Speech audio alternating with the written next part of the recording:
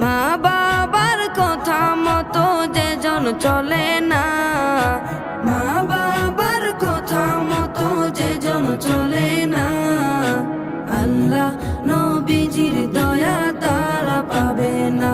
হায়রে আল্লাহ নবীজির দয়া তারা পাবে না।